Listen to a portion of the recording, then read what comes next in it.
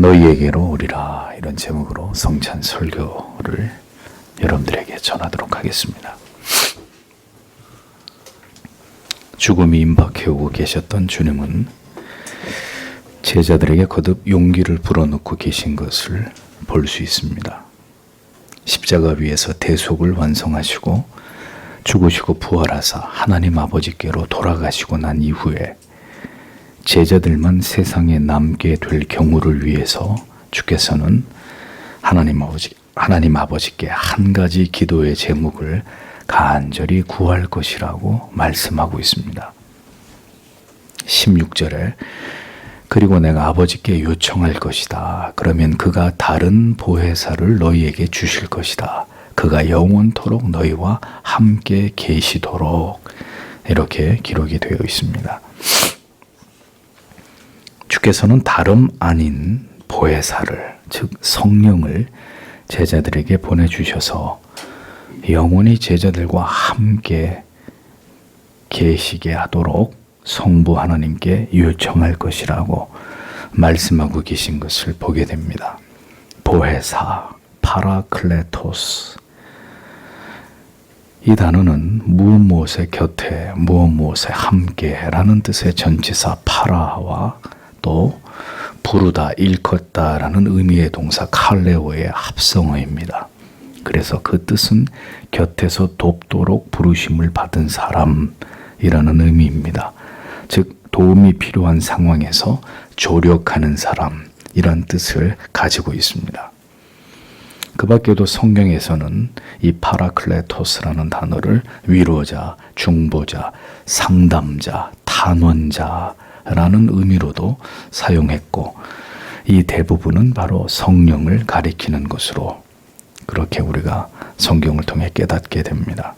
고대 헬라어에서는 이 단어가 변호사나 법률적으로 도움을 주는 사람을 지칭하는 용어로도 흔히 사용이 되었습니다. 그런데 주께서 다른 보혜사라고 말씀하시므로 예수님도 우리를 돕는 분이셨지만 주님과 또 다른 우리를 도우시는 분이 오시도록 성부께 기도하신다고 말씀하셨습니다. 그 도우시는 분은 이제 주님께서 부활하셔서 하나님의 보좌 우편에 계시는 동안 예수님의 제자를 비롯한 이 땅의 모든 택하심을 입은 하나님의 백성들 가운데 항상 계시고 줄곧 우리를 도우시는 분으로 오실 것이라고 주님께서는 그렇게 말씀해 주셨습니다. 이어서 주님은 그 다른 보혜사, 즉 성령에 대해서 설명하시기를 17절에 진리의 영인 그를 세상은 받아들일 수 없다. 왜냐하면 그것은 그를 인지하지 못하고 알지도 못하기 때문이다. 너희는 그를 알고 있다. 왜냐하면 그가 너희 곁에 머무시고 너희 안에 계실 것이기 때문이다. 이렇게 적고 있습니다. 자, 보혜사 그분을 진리의 영이시다. 진리의 영이라고 말씀했습니다. 이 땅에 오셔서 예수 그리스도의 복음을, 오직 진리를 하나님의 택하신 백성들로 하여금 듣게 하시고 생각나게 하시고 그 의미를 깊이 깨닫게 하시고 결국 예수 그리스도를 구주로 믿게 하셔서 택하신 백성들을 하나님의 자녀로 삼으시는 분이 보혜사시다라는 것입니다.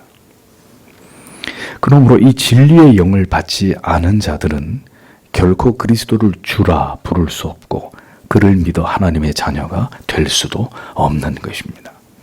성령이 오시지 않고는 결코 우리의 마음이 진리를 향할 수도, 진리에 대한 거룩한 호기심을 가질 수도, 올바른 진리로 인도함을 받을 수도 없는 것입니다. 성령의 가장 중요한 임무는 그리스도의 제자들을, 모든 하나님의 백성들을 진리 안으로 인도하는 것입니다.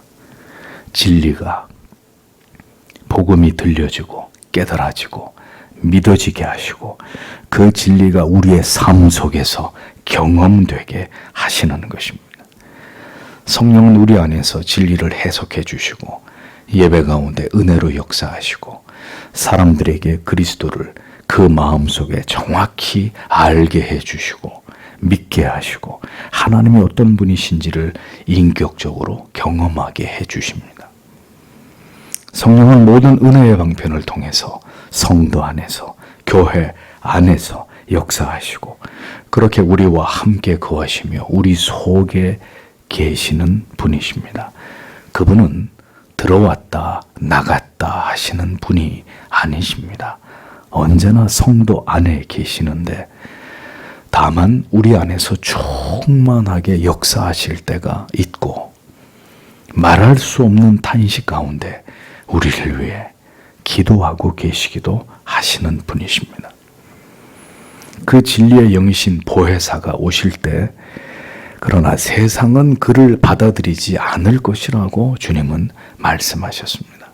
왜냐하면 성령을 자연인들과 세상은 결코 이해할 수도 없고 인정할 수도 없을 것이기 때문이라고 말씀하십니다. 성령은 자연인들이 듣고 이해하고 믿을 수 있는 대상이 아니십니다. 성령이 오셔서 그의 눈과 귀와 마음을 열어서 복음을 듣게 하실 때 내 안에 오신 이가 주의 영이시며 나의 구주가 오직 예수 그리스도이심을 깨닫고 믿고 확신하게 되는 것입니다. 그렇게 자연인들은 세상 사람들은 볼 수도 알 수도 없는 성령을 그러나 예수의 제자들과 그리고 모든 하나님의 택하신 자녀들인 성도들은 알 수 있다고 말씀하셨습니다. 성령께서 우리와 함께 거하시고 우리 속에 계시다는 것을 오직 하나님의 백성들만 알 수 있게 될 것이라고 말씀하신 것입니다. 성도는 하나님의 사람은 반드시 우리 안에 계시는 성령을 주의 영을 느낄 수 있습니다. 우리가 하나님의 말씀을 들을 때 깊이 그 말씀을 이른 새벽과 늦은 밤마다 묵상할 때 우리가 지극히 마음을 낮추어 하나님 앞에 나아가 무릎으로 기도할 때 우리의 마음 깊이 다가오셔서 그분은 우리의 마음을 만지시는 분이십니다. 깨달은 진리 앞에서 죄를 회개하고 애통하게 만드시고 우리의 상한 마음과 상처받은 감정을 다시 원래로 돌려놓으십니다. 그 진리의 말씀 안에서 앞에서 세상에 줄 수 없는 위로를 얻게 하시고 진리에 순종할 때 놀라운 하나님의 역사하심과 도우시는 은혜를 경험하게 하십니다. 성령이 우리 안에 계심을 더 깊이 느끼고 싶다면 성도 여러분, 세상으로 난 영혼의 창문을 닫고 진리의 말씀을 향한 영혼의 창문을 열어 간절히 성경의 진리를 통해 우리에게 찾아오시는 성령을 사모하십시오. 왜 언제나 번번이 넘어지고 패배하고 가정의 화목은 관계의 평안은 요원한 일이 될 수밖에 없는 것일까요? 우리 안에 함께 하시는 그 성령의 도우심 없이 내 생각대로 우리의 삶을 영위하려 하기 때문입니다. 전혀 주의 도우심 없이 주께 의지함 없이 사람의 생각으로 세속적인 삶을 신자가 살아가기 때문입니다. 성령께서는 오늘도 우리의 기도를 듣고 계시고 반드시 하나님의 때에 하나님의 방법으로 마침내 역사하시는 것을 경험하게 하십니다. 우리의 힘으로 될 수 없다는 것을 인정하십시오. 오직 성령의 도우심으로 주께서 성부를 통해 우리에게 보내주신 성령을 의지하여 그 도우심과 위로하심과 역사하시는 은혜를 힘입어 성도는 이 땅을 살아갈 수밖에 없는 존재들입니다. 그것을 일찍 깨달으면 더 기쁘고 충만한 삶을 살아가는 것이고 그것을 더디 깨달으면 깨달을수록 인생은 지치고 피곤하고 괴롭고 쓸쓸한 삶이 될 수밖에 없다는 것을 경험하게 되는 것입니다. 성령 하나님께서 오늘도 우리와 함께 하시고 우리 안에 거하심을 신자는 매 순간 확인하며 그 은혜에 기대고 의지하여 인생을 살아가는 자들이 되어야 합니다. 이것은 주께서 우리에게 주시기로 약속하신 바이기 때문입니다. 우리에게 전적으로 타락하고 무능한 죄인들에게 이 보혜사가 절실히 필요함을 주님은 잘 알고 계셨기 때문에 보혜사를 너희 아버지께 간구하여 너희에게 주시도록 하겠다. 그가 영원히 너희와 함께 하시도록 하시겠다고 말씀하신 것입니다. 그런데 왜 주님께서는 이렇게 제자들에게 지금 성령에 대한 말씀을 하시는 것일까요? 이제부터 하시는 말씀 때문입니다. 이어지는 18절을 보십시오. 내가 너희를 고아들로 버려두지 않을 것이다. 내가 너희에게 온다 라고 기록하고 있습니다. 주님께서는 여기서 고아의 예를 들어 말씀하십니다. 오르파누스, 문자적으로 고아들이라는 뜻인데 아버지가 없는 아이나 스승이 없는 제자들을 가리키는 용어였습니다. 즉 사회적으로 비참한 처지에 있어 도움이 절실하게 필요로 하는 그런 약자를 의미하는 것이죠. 고아와 같이 버려두지 않으시겠다고 말씀하셨는데 그렇다면 반대로 이 세상에는 고아들처럼 버려지게 될 자들도 있다는 것을 우리는 깨닫게 됩니다. 고아들은 부모가 누구인지 알지 못하는 아이들입니다. 자기의 아버지 어머니를 알지 못하고 기억하지도 못하는 아이들입니다. 고아들은 전혀 누군가의 지극한 사랑이나 보살핌이나 보호를 받을 수 없는 처지의 아이들입니다. 아무리 어렵고 힘들어도 의지할 대상이 없고 마음을 터놓고 얘기하고 위로와 용기와 힘을 얻을 대상이 없는 외롭고 가련하고 불쌍한 아이들입니다. 가장 필요로 할 때 누구도 도와주지 않고 도움을 받을 수 없는 처지의 아이들. 그래서 스스로 모든 것을 결정해야 되는 그런 아이들입니다. 그렇기 때문에 때때로 매우 잘못된 스스로의 결정으로 인해서 인생에서 소중한 많은 시간을 허비해 버릴 수도 있는 처지의 사람들. 누구로부터도 인생의 지혜나 지식을 배우거나 깨우침을 얻을 수 없고 그저 자기가 옳다고 믿는 대로 살아갈 수밖에 없는 그들이 바로 고아들입니다. 부모도 스승도 없는 존재들. 그들이 바로 우리들이었습니다. 그리스도 밖에서 살아가던 우리들의 인생의 모습들이었습니다. 세상에는 여전히 많은 영적인 고아들이 있습니다. 그들은 완고한 마음으로 굳게 마음을 닫아 걸고 이 세상을 지으시고 우리를 창조하신 아버지가 누구인지 알 수도 없고 알고 싶어 하지도 않습니다. 그들은 기댈 곳도 없고 보호나 인도를 받을 대상도 존재하지 않습니다. 그들이 믿고 의지하는 것은 오직 자기 자신과 자기의 능력뿐입니다. 온전하게 신뢰하며 의지할 대상이 그들의 마음 속에는 존재하지 않습니다. 아무리 힘들어도 영적인 고아들은 하나님을 찾기는커녕 언제나 원망하고 불평하며 신이 있다면 내 인생이 왜 이러한데? 하나님이란 존재가 있다면 왜 나를 이렇게 불행하게 만드는 것인데? 하며 하나님을 저주하고 분노하며 낙담하고 절망하며 살아가기 일쑤입니다. 그들에게 위로와 용기란 스스로 자기 자신에 대해서 긍정의 힘을 믿으라고 다그치고 넘어지지 않으려고 발버둥 치는 것이 전부일 뿐입니다. 가장 필요한 순간에 아무도 나를 돕는 이가 없고 어디에서도 나를 일으킬 힘과 위로와 용기와 희망을 얻을 수 없습니다.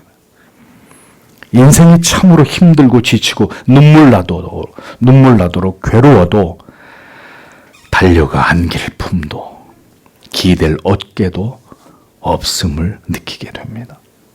인생이 무엇인지 가르쳐주는 이도 배울 것도 없고 그저 맨몸뚱이로 그 모든 인생의 어려움을 온몸으로 부딪히면서 헤쳐나갈 수밖에 없는, 하늘을 보고 땅을 보아도 의지할 든든한 버팀목 하나 되어주는 존재가 아무도 없는 사람들이 영적인 고아들입니다. 살아야 할 이유도 모르고 존재의 목적도 모른 채 인생이 너무도 힘들고 지칠지라도 그저 죽을 수 없어서 살아갈 뿐인 자들, 그들이 하나님을 모르는, 그리스도를 부인하는 영적인 고아들입니다. 열심히 살았어도 누구도 인정해 주지 않고 잘했다고, 수고했다고, 항상 너를 응원했다고 따뜻하게 격려해 주며 인생이란 모진 벌판을 지나가는 동안에 흐르는 눈물을 닦아주는 사람도, 넓은 가슴에 안아 등을 다독여주는 이도 없는, 그들이 바로 버려진 자들, 영적인 고아들이라는 것입니다. 그러나 주 예수 그리스도의 제자들, 우리를 지극히 사랑하시는 하나님의 백성들은 그런 고아가 아닙니다. 그런 영적인 고아들처럼 세상에 버려진 자들이, 내동댕이 쳐진 자들이 아니라는 말이죠. 주를 믿어 하나님의 자녀가 되었고 예수 그리스도의 그 설명할 길이 없는 십자가의 사랑을 경험한 자들은 이제 진정으로 세상을 다 가진 것만큼이나 하나님께서 나의 아버지가 되심에 대한 잊을 길이 없는 감격과 기쁨과 감사를 소유하게 된 자들입니다. 언제나 그 앞에 나아가 힘과 용기와 위로를 얻으며 또한 그 위대한 사랑 앞에서 우리의 추악하고 나약한 죄를 슬퍼하며 엎드려 긍휼과 자비를 구할 수 있고 언제나 다시 일으켜 세우시고 새 힘을 부어주시는 아버지 하나님의 따뜻한 사랑을 맛볼 수 있는 자들입니다. 그것은 우리가 그럴 만한 자격이 있기 때문이 아니라 고아처럼 우리를 버려두지 않으시는 하나님의 그 사랑 때문입니다. 고아와 같이 우리를 버려두심이 결코 하나님의 본심이 아니기 때문에 오늘도 하나님의 백성들은 하나님께로부터 그와 같은 사랑과 은혜를 맛보며 이 세상을 살아가는 자들이라는 것입니다. 고아와 같이 버려두지 않으시는 하나님이시기에 고아와 같이 외롭고 쓸쓸하게 살아갈 수밖에 없었던 자들을 그러나 고아처럼 대하지 않으시고 언제나 인자하시고 자상하시고 긍휼과 자비가 넘치시는 그 성품으로 돌아오는 죄인들을 그 품에 맞으시는 분이 우리의 하나님 아버지십니다. 분명히 고아처럼 버려두지 않으시겠다고 약속하셨는데 오늘 이 자리에 계신 여러분 가운데 자기 자신을 고아처럼 여기시는 분이 혹시 계십니까? 그것은 하나님의 잘못이 아닙니다. 그것은 오늘도 그 하나님을 잊어버리고 하나님을 멀리하고 살아가고 있는 세상을 놓지 못하는 여러분의, 우리의 잘못입니다. 그리스도는 결코 우리를 고아와 같이 버려두시는 분이 아니십니다. 여전히 주님은 그리스도의 영은 우리의 가장 가까이에 우리와 함께 하십니다. 우리의 모든 괴로움과 고통과 슬픔을 알고 계십니다. 그런데 왜 주를 찾지 않는 것입니까? 오늘도 당신의 가장 가까이에 계시며 당신의 신음소리까지 듣고 계시는 성령께로 왜 나아가시지 않는 것입니까? 우리는 왜 조금도 우리의 의지로 하나님의 뜻을 향해 나아가지 않으면서 모든 것을 하나님께서 일방적으로 다 해주시기만을 기대하는 것입니까? 그리고 그 기대가 이루어지지 않으면 실망하고 회의하고 포기하려고 하는 이런 마음들을 좀처럼 버리지 못하는 것입니까? 혼란과 괴로움과 근심 중에서 혹 주께로 더 가까이 나아가기 위해 분투하고 노력하고 계시는 분이 또 이 자리에 있을 수 있습니다.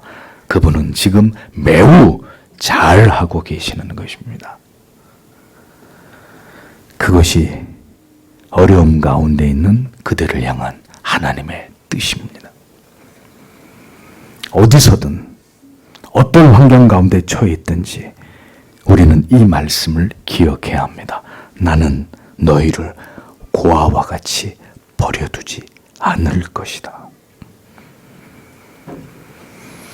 오늘 이 어두운 시대를 살아가는 성도의 위로는 내가 너희를 고아와 같이 버려두지 않을 것이다 라고 말씀하시는 이 주님의 약속입니다.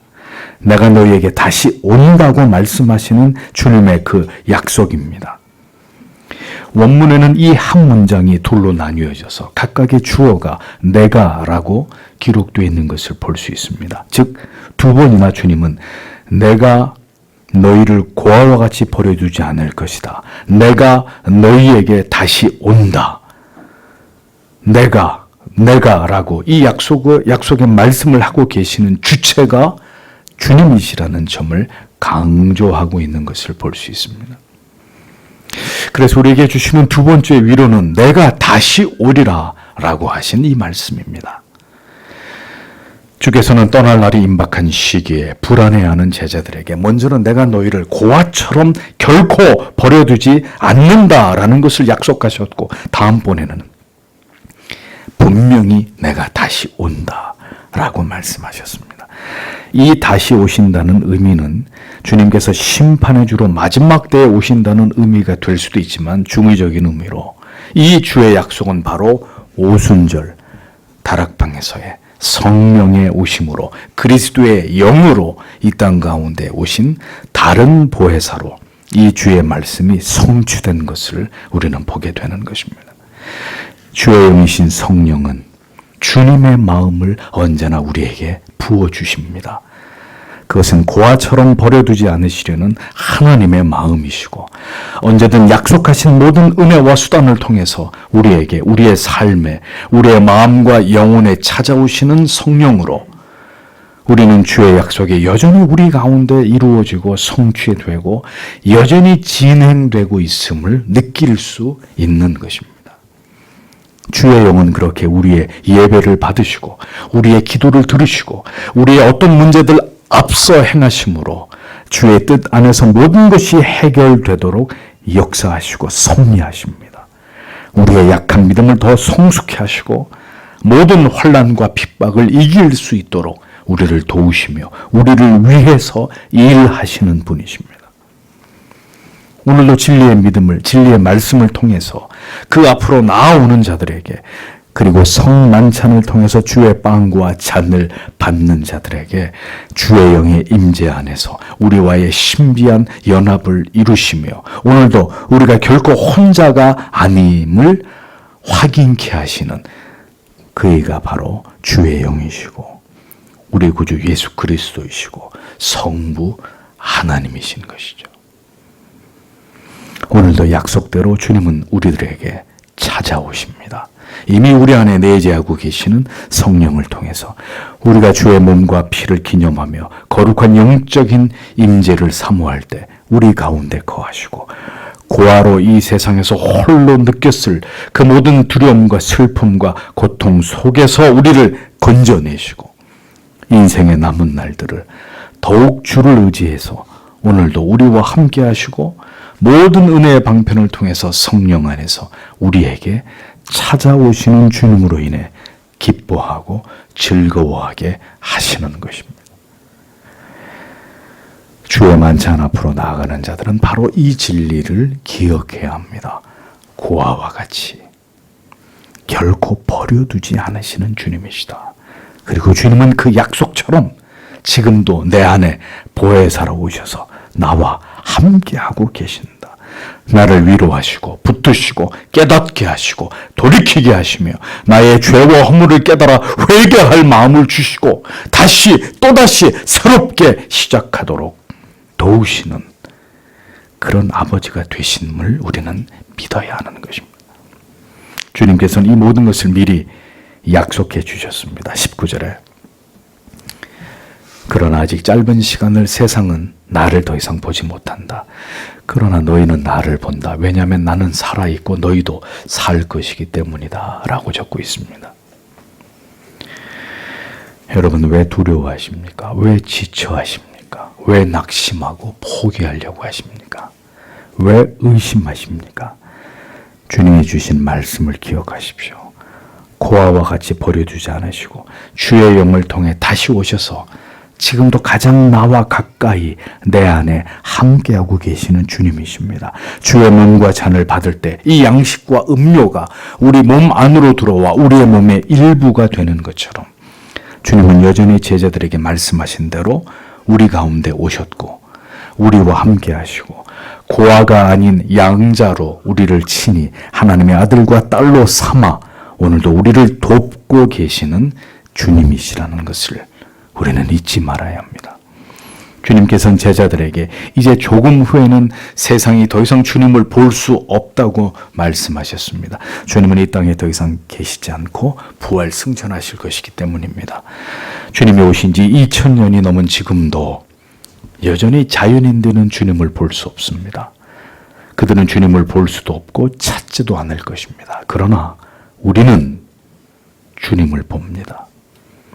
성령께서 주신 믿음의 눈으로 주께서 나와 함께 하심을 우리의 모든 삶의 현장에서 그것을 경험하면서 살아가게 됩니다.